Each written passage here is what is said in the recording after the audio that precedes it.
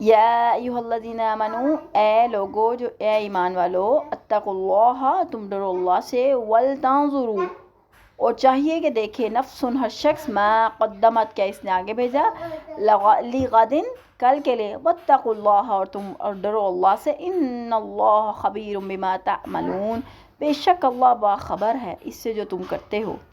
اے ایمان والو، اللہ سے ڈرو، ہر ایک کو یہ دیکھنا چاہیے کہ اس نے کل کے لیے کیا سامان کیا ہے، اور اللہ سے ڈرتے رہو، جو کچھ تم کرتے ہو اللہ یقیناً اس سے پوری طرح باخبر ہے۔ ہر شخص کو آخرت کا دھیان رکھنا چاہیے۔ کل سے مراد قیامت کا دن یا آخری زندگی ہے، اور اس کے مقابلے میں اس کی دنیا کی پوری زندگی آج ہے۔ دنیا دارالعمل ہے، اس کا پھل اسے عقبہ میں یا آخرت میں ملے گا۔ جو کچھ بوئے گا وہی کاٹے گا، جتنا بوئے گا اتنا ہی کاٹے گا۔ ان اصولوں کے تحت ہر انسان کو خود اپنا محتسب بنایا گیا ہے کہ وہ ہر وقت اپنے اعمال پر خود نظر رکھے۔ اسے سیدھے اور غلط راستے، نیکی اور بدی، اچھے اور برے کی تمیز سکھائی گئی ہے، اور پوری وضاحت کے ساتھ سب کچھ بتا بھی دیا ہے۔ اب یہ اس کا اپنا کام ہے کہ خود دیکھتا رہے کہ وہ کون سی راہ اختیار کیے ہوئے ہے، کہیں ایسا تو نہیں کہ جس راہ پر وہ گامزن ہے وہ اسے جہنم کی طرف لے کے جا رہی ہے۔ اور سورۃ قیامہ میں فرمایا کہ انسان کو اتنی سمجھ دے دی گئی ہے کہ وہ اپنے اعمال کا خود ہی محاسبہ کر سکے۔ اگر وہ اپنے حق میں مسالت اور بہانہ تراشیاں چھوڑ دے تو وہ اپنے اعمال کا وزن کر سکتا ہے، اور اسے ہر وقت اللہ سے ڈرتے رہنا چاہیے، اس لیے کہ اگر وہ ہر وقت اللہ سے ڈرتا رہے گا تو سیدھے راستے سے چوکے گا نہیں، اور نہ ہی اللہ کی نافرمانی کرے گا۔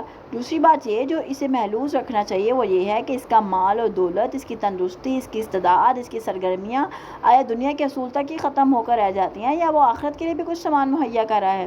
یہ احتساب خود اس سے ایسی باتوں پر آمادہ کرے گا کہ جو آخرت میں اس کے لیے سود مند ہوگا۔ وَلَا تَكُونُوا كَالَّذِينَ، اور ان لوگوں کی طرح نہ ہو جانا تم، نسوا، جنہوں نے بھلا دیا اللہ کو، فَأَنسَهُمْ أَنفُسَهُمْ، تو اللہ نے بھلا دیا خود انہیں، اولئک هم الفاسقون، یہی لوگ نافرمان ہیں۔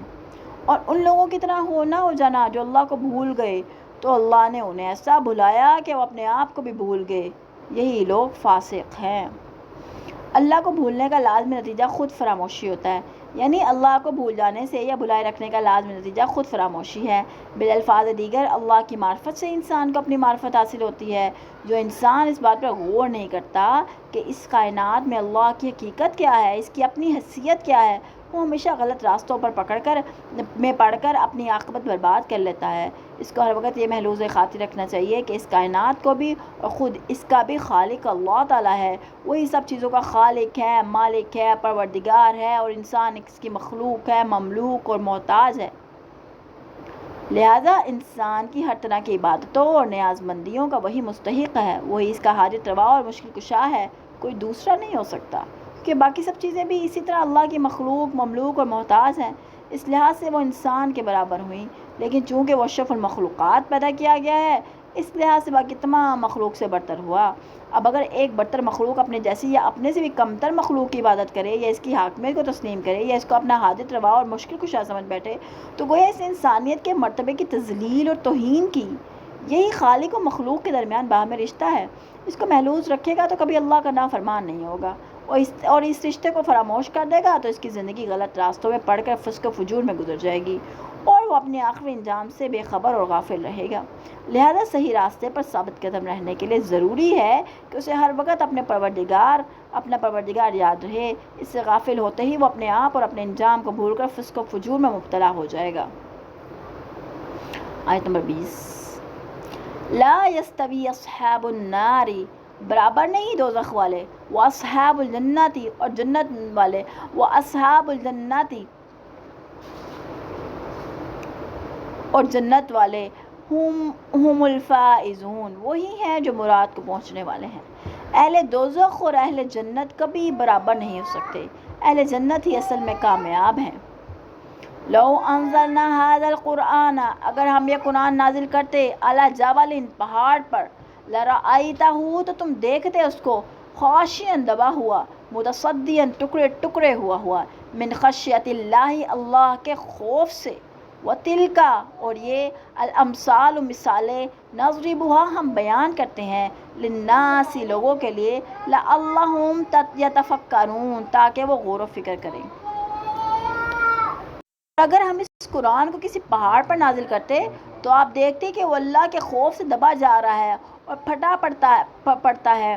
اور یہ مثالیں ہم لوگوں کے سامنے اس لیے بیان کرتے ہیں کہ وہ غور و فکر کریں. قرآن کی عظمت اور انسان کی غفلت. یعنی اگر پہاڑوں جیسی عظیم الجثہ مخلوق کو اللہ تعالیٰ وہ سمجھ اور اختیار اور عقل و شعور عطا کر دیتا ہے جو انسان کو عطا کیا ہے، پھر انہیں یہ بتایا جاتا ہے کہ تمہیں اللہ کا فرما بردار بن کے رہنا ہوگا، پھر تمہارے اعمال کی تم سے باز پرس بھی ہوگی، تو وہ بھی اس تصور سے کانپ اٹھتے. لیکن انسان کی بے حسی کا عالم یہ ہے کہ وہ اس بار امانت کو اٹھا لینے کے بعد بھی اس پر نہ خوف طاری ہوتا ہے اور نہ ہی اسے یہ فکر لاحق ہوتی ہے کہ اس نے اپنی زندگی غفلت اور خدا فراموشی میں گزار دی تو آخرت میں اپنے پروردگار کے سامنے کیا جواب دے گا اور اس کی گرفت سے کیسے بچ سکے گا. بلکہ وہ قرآن سن کر اور تمام عقائد پر مطلع ہونے کے بعد بھی ایسے غیر متاثر رہتا ہے جیسے کوئی بے جان اور بے شعور پتھر ہو، جیسے ان بے جان چیزوں کے علاوہ کوئی انسانی قوتیں دی ہی نہیں گئیں اسے.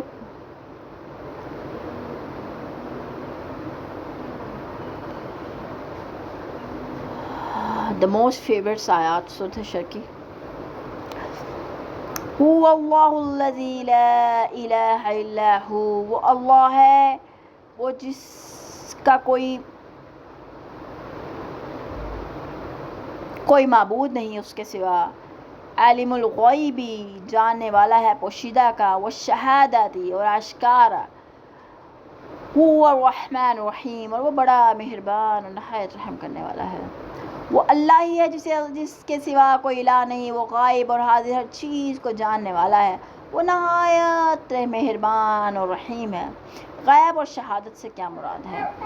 شہادت سے مراد وہ تمام اشیاء، واقعات اور علوم ہیں جو انسان کے علم میں آ چکے ہیں یا جنہیں وہ مشاہدہ اور تجربے سے حاصل کر چکا ہے. اور غیب سے مراد وہ تمام اشیاء، واقعات اور علوم ہیں جن تک تاحال انسان کی رسائی نہیں ہو سکی، خواہ یہ اشیاء عالم اکبر یا کائنات سے متعلق ہوں یا عالم اصغر یا انسان کے جسم کے اندرونی کائنات سے متعلق ہوں. اور اللہ کے لیے سرے سے کوئی چیز غائب ہے ہی نہیں، اس کے لیے سب کچھ شہادت ہی شہادت ہے. اور قرآن میں جہاں یہ غیب اور شہادت کے الفاظ استعمال ہوئے ہیں تو صرف انسان کو سمجھانے کی غرض سے استعمال ہوئے ہیں. اور انسان کے لیے کوئی چیز غائب اس لیے نہیں ہوتی کہ ہر چیز کو اور ہر واقعے کو اور حادثے کو وجود میں لانے والا تو وہ خود ہے، لہٰذا اسے کوئی چیز مخفی یا غائب کیسے رہ سکتی ہے. رحمان اور رحیم میں فرق. وہ رحمان اور رحیم اس لحاظ سے ہے کہ ہر چیز کے وجود، اس کی زندگی کے بقا کے لیے جو اشیاء ضروری اور لازم تھیں وہ اس نے اس کی پیدائش سے پہلے ہی مہیا فرما دی ہیں، اور یہ اس کی کمال مہربانی ہے. کائنات میں کوئی دوسرا اس غیر محدود رحمت کا حامل نہیں ہو سکتا. دوسرے جانداروں میں اگر رحم کی صفت بھی پائی جاتی ہے تو ایک تو وہ جزوی اور محدود ہوتی ہے، دوسری یہ کہ وہ اس کی ذاتی صفت نہیں ہوتی بلکہ اللہ کی عطا کردہ ہوتی ہے، اور اسے اس لیے عطا کی گئی ہے کہ وہ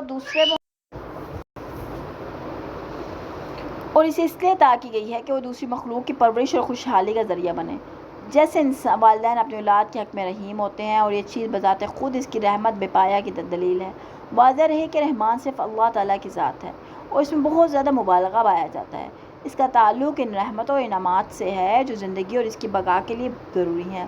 مثلا انسان کی پیدائش سے پہلے سورج، چاند، ہوا، بارش اور زمین میں قوت رویدگی کا انتظام کرنا یا حمل قرار پاتے ہی ماں کے پستانوں کی مشینری کا متحرک ہو جانا، خون کو دودھ میں تبدیل کرنے کا عمل، بچے کی پیدائش پر ماں کے پستانوں میں دودھ اتر آنا اور بچے کے دودھ کی طرف لپکنے اور دودھ چوسنے کا طریقہ، بلکہ رحیم اللہ کے علاوہ طریقہ سکھانا، جبکہ رحیم اللہ کے علاوہ کوئی دوسری مخلوق بھی ہو سکتی ہے. یہ سب چیزیں، سب کچھ سکھانے کی ذات اللہ کی ذات ہے. هو اللہ الذی لا الہ الا هو الملک القدوس السلام المؤمن المہیمن العزیز الجبار المتکبر سبحان اللہ عما یشرکون. وہ اللہ ہی ہے جس کے سوا کوئی الہ ہی نہیں. وہ بادشاہ ہے، پاک ذات، سراسر سلامتی والا، امن دینے والا، نگہبان، ہر چیز پر غالب، اپنا حکم زور نافذ کرنے والا، کبریائی والا. اللہ ان باتوں سے پاک ہے جو یہ لوگ اس کا شریک بناتے ہیں.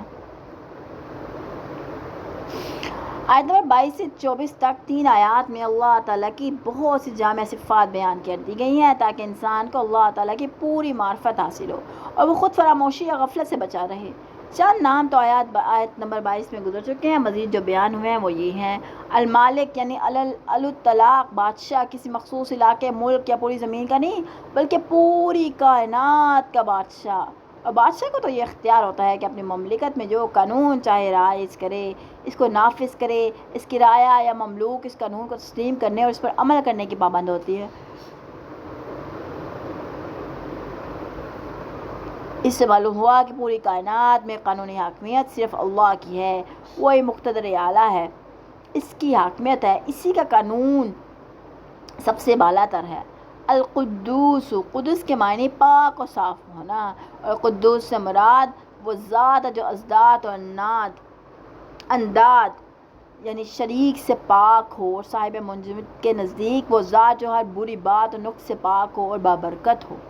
السلام، سلم یعنی بے گزند اور درست، صحیح و سالم، اور بمعنی ظاہری اور باطنی آفات سے پاک محفوظ رہنا، اور سلم ایسی چیز جو اپنی ذات میں درست بھی ہو، اس پر کسی دوسرے کا حق بھی نہ ہو۔ السلام کے معنی سراسر سلامتی ہی سلامتی ہیں، اس میں خود مبالغہ پیدا ہو جاتا ہے، جیسے کسی حسین کو کہہ دیا جائے کہ وہ سراپا حسن ہے۔ سلام کا ایک مطلب تو منزل معنی سے معلوم ہوتا ہے، دوسرا مطلب یہ ہے کہ وہ دوسروں کو بھی سلامتی عطا کرنے والا ہے۔ المومن، عمل بمعنی خوف و خطر سے محفوظ ہونا، مومن کے معنی دوسروں کو ایمان دینے والا، مومن کے معنی ہے دوسروں کو امان دینے والا، امن عطا کرنے والا، یعنی ایسا قانون دینے والا جس سے فساد فی الارض کے بجائے امن و امان قائم ہو، نیز مخلوق اللہ کی طرف سے کسی قسم کی حق تلفی، زیادتی یا ظلم کے خوف سے مکمل طور پر امن میں رہے۔ بعض مفسرین کے نزدیک اس کے معنی مصدق کے ہیں، یعنی اپنے اور اپنے رسول کی قولاً فعلاً تصدیق کرنے والا، یا مومنوں کے ایمان پر مہر تصدیق ثبت کرنے والا۔ اسماء الحسنی کی لغوی تشریح۔ المحیمین کہتے ہیں حیم الطائر الفراغ، یعنی پرندے نے اپنے پر اپنے بچے پر بچھا دیے، جیسے مرغی خطرے کے وقت اپنے چوزوں کو اپنے پروں کے نیچے چھپا لیتی ہے، لہذا محیمین وہ ذات ہے جو کسی کو خوف سے امن دے، ہر وقت نگہبانی کرے اور کسی کا کوئی حق ضائع نہ ہونے دے۔ العزیز بمعنی بالا دست، ضد ہے ذلیل بمعنی زیر دست، یعنی دیہات میں ایک طبقہ کمین لوگوں کا ہوتا ہے جو زیر دست ہوتا ہے، دوسرا زمینداروں کا ہوتا ہے جو بالا دست ہوتا ہے، اور عزیز سے مراد وہ بالا دست دستی ہے جس کے مقابلے میں کوئی سر نہ اٹھا سکتا ہو، جس کی مزاحمت کرنا کسی کے بس میں نہ ہو، جس کے آگے سب بے بس و بے زور اور کمزور ہوں۔ الجبار، جبر میں دو باتیں واضح ہوتی ہیں: زبردستی کرنا، اصلاح یعنی زبردستی اور دباؤ سے کسی چیز کی اصلاح کر دینا، جبر العظم بمعنی ٹوٹی ہوئی ہڈی کو درست کرنا، نیز کبھی بھی یہ لفظ محض زبردستی کرنے کے معنوں میں بھی آ جاتا ہے۔ اللہ تعالیٰ جبار اس لحاظ سے ہے کہ کائنات کے نظام کو بزور درست رکھنے والا ہے اور اپنے ارادوں کو جو سراسر حکمت پر مبنی ہوتے ہیں پوری قوت سے نافذ کرنے والا ہے۔ المتکبر کے دو مفہوم ہیں، ایک یہ کہ کوئی شخص فی الحقیقت بڑا نہ ہو مگر بڑا بننے کی کوشش کرے، خواہ وہ کوئی جن ہو یا انسان ہو یا صرف انتہائی مذموم ہے۔ دوسرا وہ جو فی الحقیقت بڑا ہو اور بڑا ہی ہو کر رہے، یہ صرف اللہ ہی کے لیے ہے، اور اس کے حق میں ایک خوبی یہ ہے جو دوسری کسی مخلوق میں نہیں پائی جاتی۔ کائنات کی باقی تمام چیزیں خواہ جاندار ہوں یا بے جان اس کے مقابلے میں چھوٹی اور حقیر ہیں، یعنی جو لوگ اللہ کی ذات یا صفات میں دوسروں کو بھی شریک بنا لیتے ہیں وہ اللہ پر بہتان باندھتے ہیں، کیونکہ اللہ ایسی تمام باتوں سے پاک ہے، اس کے اختیارات اور تصرفات میں کسی کو ذرہ برابر بھی دخل نہیں۔ لاسٹ آیت سورۃ حشر کی: هو اللہ الخالق الباری المصور له الاسماء الحسنى يسبح له ما في السماوات والارض وهو العزیز الحکیم۔ وہ اللہ ہی ہے جو پیدا کرنے والا ہے، سب کا موجد اور صورتیں عطا کرنے والا ہے، اس کے سب نام اچھے ہیں۔ آسمانوں اور زمینوں میں جو مخلوق ہے سب اس کی تسبیح کر رہی ہے، اور وہ زبردست ہے، حکمت والا ہے۔ خلق کے لفظ 3 معنوں میں آتا ہے: خالق، کسی چیز کو بنانے کے لیے اس کا اندازہ لگانا یا خاکہ تیار کرنا، گویا تخلیق کا کام ذہنی بھی ہو سکتا ہے اور اس کی نسبت غیر اللہ کی طرف بھی ہو سکتی ہے۔ کبھی کبھار یہ لفظ ابدا کے معنوں میں آ جاتا ہے، یعنی پہلی بار بنانا کسی نمونے کی یا تقلید، کسی تقلید کے بغیر بنانا، انوکھی چیز بنانا۔ قرآن پاک میں جیسے اللہ تعالیٰ کے لیے خلق السماوات والارض، ویسے ہی بدیع السماوات والارض بھی آتا ہے۔ اس صورت میں اس کی نسبت غیر اللہ کی طرف نہیں ہو سکتی۔ خلق کا عام مفہوم یہ ہے کہ ایک چیز سے دوسری چیز بنائی جائے، پہلے مادہ موجود ہو، اس سے کوئی دوسری چیز بنائی جائے۔ اس صورت میں اس کی نسبت غیر اللہ کی طرف ہو سکتی ہے، اور اس لحاظ سے اللہ خالق ہی نہیں بلکہ اللہ احسن الخالقین ہے۔ الباری، برا معنی کسی چیز کو عدم سے وجود میں لانا، جامع خلقت پہنانا، کسی چیز کو مادے میں بھی وجود میں لانا، پھر اسے تخلیق کرنا یا بغیر مادے کے تخلیق کرنا، یہ صرف اللہ کی ہے، کوئی دوسرا باری نہیں ہو سکتا۔ المصور بمعنی صورت بنانے والا، تصویر بنانے والا، اس کے کئی پہلو ہیں۔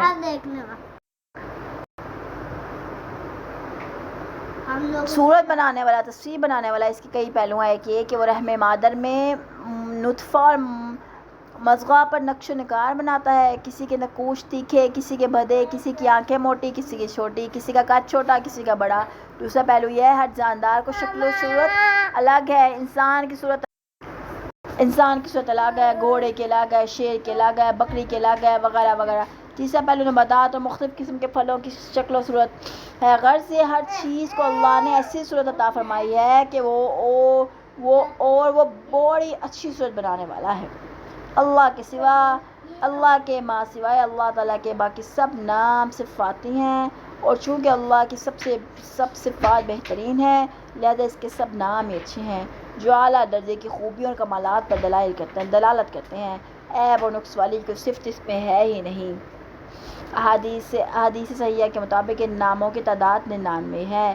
ان کو حفظ کرنا اور صبح شام پڑھنا، ان کو پڑھنا باعث خیر و برکت ہے۔ سورۃ حشر کی آخری سورۃ حشر ہماری یہاں مکمل ہو گئی ہے۔ سورۃ حشر کی آخری 3 آیات کے بارے میں ہم یہ ڈسکس کرتے ہیں کہ حدیث مبارکہ ہے جس کا مفہوم ہے جس شخص نے سورۃ حشر کی آخری 3 آیات کی تلاوت کی، جس نے صبح تلاوت کی تو شام تک 70,000 فرشتے اس کے لیے دعائیں مغفرت کرتے رہتے ہیں، اور جس نے رات کو تلاوت کی جس نے شام کو تلاوت کی اس کے لیے 70,000 فرشتے شام سے صبح تک دعائیں مغفرت کرتے رہتے ہیں۔ تو یہ بہتر ہے کہ سورۃ حشر کی آخری 3 آیات کو تلاوت کلام پاک میں رکھیں۔ الحمدللہ یہاں پہ ہماری سورۃ حشر مکمل ہو گئی ہے۔ انشاءاللہ نیکسٹ ویڈیو میں ملاقات کرتے ہیں۔ چلو اللہ ٹیک کیئر، اللہ حافظ۔